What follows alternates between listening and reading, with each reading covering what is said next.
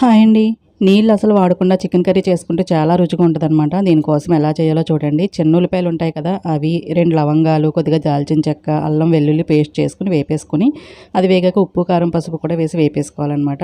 ఇంకా నేను మసాలాలు ఏమీ ఎక్కువ వేయట్లేదు. 2 లవంగాలు వేసాను అంతే. తర్వాత చికెన్ శుభ్రం చేసుకుని నీళ్ళన్నీ పోయేలాగా ఇలా గిన్నెలో పెట్టి ఉంచుకోవాలి.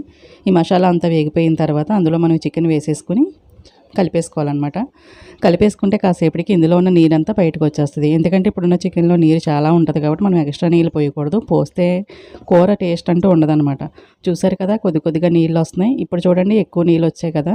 తర్వాత ఇందులో మనం ఏం చేయాలంటే కొద్దిగా కసూరి మేతి వేసుకోవాలి. ఇది వేసిన తర్వాత చూసారంటే ఇంక ఎంత బాగుంటుందంటే స్మెల్ కానీ టేస్ట్ కానీ చాలా బాగుంటుంది అనమాట. ఇవేంటనుకుంటున్నారా, ప్రొద్దుట ఎగ్ వైట్ తినేసేసి సను ఉంచేసామన్నమాట. అది కూడా ఇందులో వేసుకుంటే చాలా రుచిగా ఉంటుందని వేసాను. చూడండి ఎంత బాగుందో కూర, చాలా రుచిగా ఉందన్నమాట. మీరు ట్రై చేయండి, సబ్స్క్రైబ్ చేసుకోండి.